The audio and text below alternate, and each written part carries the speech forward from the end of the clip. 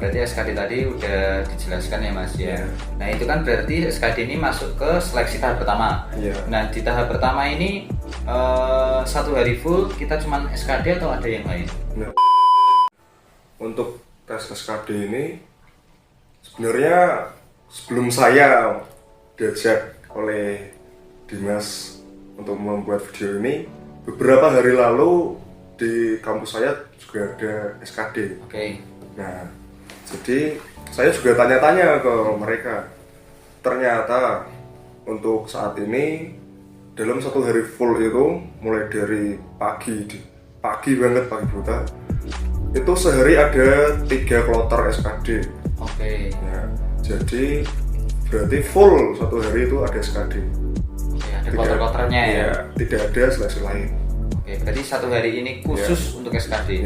Nah untuk masuk ke tahap selanjutnya berarti sistemnya sistem gugur ya Mas ya? Ya, sistem gugur langsung. Yang nilainya kurang mungkin langsung gugur seperti itu ya. Berarti kalau SKD ini kiranya berapa soal Mas semuanya? Untuk angkatan saya sendiri 100 soal. 100 soal? Ya. Diberi waktu? Diberi waktu berapa ya? 120 menit? 2 jam? Sepertinya.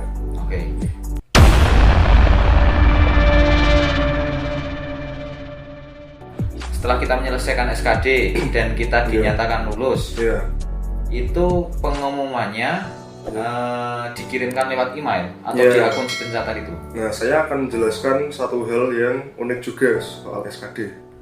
Jadi, ketika kita melakukan tes SKD dan kita mengerjakan, ternyata kita memenuhi syarat, kita mengungguli passing grade yang ada. Passing grade itu kalau istilahnya adalah KKM kalau masa SMA itu. Nah, kita mengungguli passing grade, kita tidak boleh terlalu berbangga dan senang karena kita belum tentu lolos rata-rata. Ya, jadi walaupun pada hari H itu kita mengerjakan dan langsung keluar hasilnya kita mengerjakan seperti apa. Langsung keluar. Ya, langsung keluar. Kita masih harus menunggu apakah kita nanti lolos rata-rata apa enggak. Berarti patokannya pada rata-rata ini. Nah, setelah SKD ini Mas, kita sudah lalui dan andai kata kita lulus. Nah, untuk tes selanjutnya ini apa dan berapa lama kira-kira? Ya, untuk ini ada yang unik lagi. Banyak yang unik ini ya. Banyak banget yang unik. Soal si pencatat ini banyak banget dramanya kalau kalian mau melaluinya.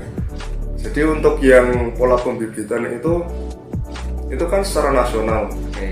Dan kalau secara nasional berarti Kementerian Perhubungan itu dalam melaksanakan kegiatan menunggu keputusan dari pusat. Nah, berarti ketika kita melakukan satu seleksi, kita harus menunggu semua UPT selesai melaksanakan satu seleksi tersebut baru masuk ke tahap lainnya.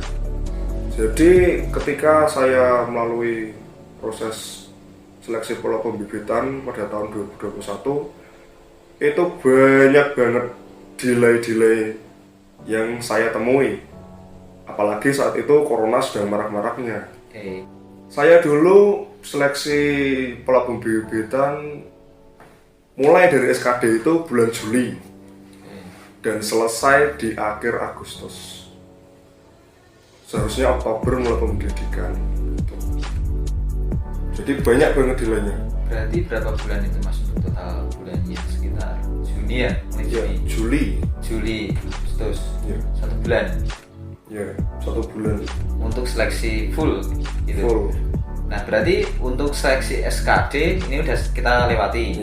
Untuk seleksi selanjutnya apa itu? Untuk seleksi selanjutnya adalah seleksi Samapta. Ini berarti udah beda minggu mungkin ya? Iya, beda minggu.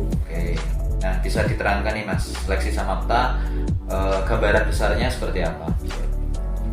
Untuk seleksi Samapta mungkin sama ya untuk semua pendaftaran yang mencakup kegiatan fisik seperti lari, push up, sit up, Dan yang untuk UPT saya PIP Semarang itu seleksinya hanya ada lari, push up, sit up, dan shuttle run saja. Untuk pull up dan renang itu ditiadakan. Oke, ditiadakan. Ya. Mungkin karena corona itu kemarin ya. Bukan seperti itu. Mungkin dari kebijakan dari pusat ya untuk pull up dan renang karena secara mandiri UPT pun tetap akan melaksanakan pelatihan renang bagi pelaut-pelautnya. Oke. Itu. Jadi walaupun nanti teman-teman yang mau mendaftar kurang jago nih soal renang dan mungkin fisiknya untuk pull up kurang, bisa itu nanti ketika pendidikan dilatih lagi, dipoles-poles lagi. Apalagi pasti ada sebelum praktek laut dan praktek darat itu pasti ada pelatihan renang, itu wajib. Pasti ada ya? Pasti ada. Biasanya nih mas, teman-teman suka tanya nih kalau untuk kegiatan fisik yang seleksi Samapta ini, nah kayak push up, lari dan hal fisik lainnya itu sebetulnya ada minimalnya nggak sih mas? Kayak push up harus 1 menit minimal sekian, 50 contohnya. Nah yang mas Dendi alami seperti apa? Adakah seperti itu? Kalau untuk Samapta itu sistemnya penilaian ya. Jadi semakin tinggi yang kita lakukan kegiatannya akan semakin tinggi juga nilai kita. Misalnya dalam waktu untuk push up ya ini, dalam waktu 1 menit kita bisa melakukan 60 push up. Ya, itu kan berarti kita mengungguli nilai 100 ya. Karena 100-nya sendiri 50 atau berapa ya? Untuk 1 menit. Mungkin sekitar 50. Ya, 40 sampai 50 itu udah 100 tuh sebetulnya. Nah, kalau kita bisa dapat 60 itu kan bagus banget. Otomatis Samapta kita juga bagus. Dan itu ketika di rata-rata nilai kita akan unggul. Nah, kembali lagi ke seleksi, itu sistemnya tidak ada minimal-minimalan. Yang penting kita lakukan yang terbaik, rata-rata kita tinggi, berarti kita akan lolos. Nah, untuk seleksi Samapta ini mungkin sudah selesai ya, gambarannya sudah diberikan. Nah, untuk seleksi selanjutnya masih ada nggak mas? Nah, untuk seleksi setelah Samapta adalah kesehatan. Kesehatan, oke. Dan saya ada tips ini untuk kesehatan. Tipsnya nanti kita bahas di video next Oke. Mungkin untuk kesehatan, apakah saya harus menjelaskan data-datanya atau apa aja yang diteskan itu? Mungkin lebih ke gambaran besarnya aja. Oke. Untuk tes kesehatan normal ya, kita dicek badan, kita dicek organ dalam, kita dicek motorik kita. Itu aja sih. Secara gambaran besarnya. Secara gambaran besar ya. Nah ini mas, biasanya teman-teman yang mau daftar pelayaran pasti pertanyaannya gini, kalau seumpama nih mata kita mins atau plus gitu, yang berupa nggak normal lah pokoknya, baik itu sedikit 0,5 ataupun yang besar sampai 2 gitu. Pengalaman dari Mas Dendi, lolos nggak sih, atau teman-teman ada yang matanya min terus lolos gitu mas? Ya, untuk masalah mata itu sebenarnya ada 2 kemungkinan ya. Oke. Ketika orang lain yang ikut seleksi dengan kita banyak yang min, tapi masih ada toleransi, masih ada toleransi, kemungkinan besar kita akan lolos. Namun ketika kita seleksi dan ternyata teman-teman kita nggak ada nih yang min dan hanya kita sendiri, kemungkinan besar kita yang akan kick out. Oh, seperti itu. Jadi juga menyesuaikan sama teman-teman yang lain ya. Iya. Oke. Nah, untuk seleksi kesehatan ini sudah selesai. Ibaratkan kita juga lulus mas. Untuk seleksi selanjutnya apa tuh? Seleksi setelah kesehatan adalah akademik. Iya. Nah, untuk akademik ini baru mata pelajaran yang kita pelajari di SMA semuanya keluar. Oke. Dari matematika, ilmu sosial, warganegaraan, bahasa Inggris. Untuk yang perhubungan wajib bahasa Inggris, harus jago.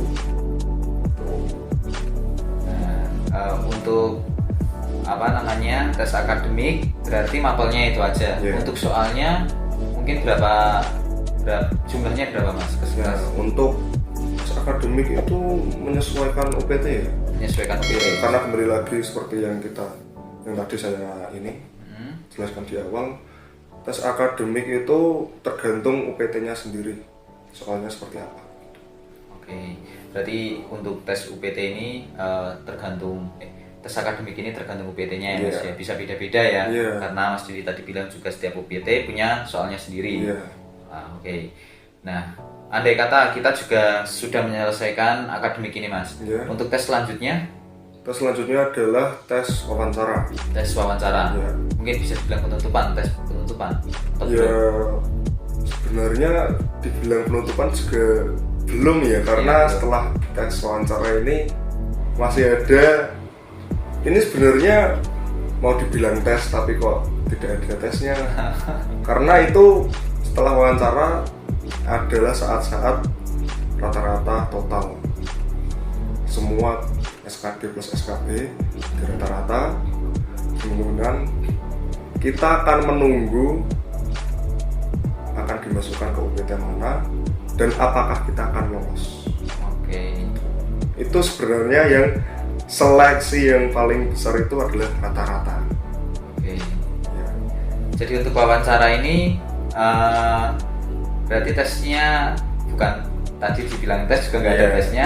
Mungkin kayak cuman ketemu dosennya terus tulisan gitu mas. Jadi untuk tes wawancara ini sebagian besar saya jelaskan ya, itu adalah kita akan dihadapkan ke penanya, kita akan diperhatikan seperti apa postur kita, seperti apa kita menjawab pertanyaan mereka, dan apakah benar tes SKD yang menganut psikologi kita itu benar-benar kita yang mengerjakan, ataukah kita hanya berpura-pura mengerjakan, kita berpatokan pada orang lain dan kita bertanya cara mengerjakannya seperti apa. Itu akan ditelisik, kita akan digali-gali apa isi dalam pikiran kita, dan tentu saja kita akan ditanya juga mengenai wawasan kita soal UPT yang akan kita daftar dan jurusan apa yang kita daftar. Nah, part 2-nya juga ternyata nggak cukup nih mas, kita lanjut ke part 3 ya mas ya. Part 3-nya teman-teman bisa cek di sini ya. Oke.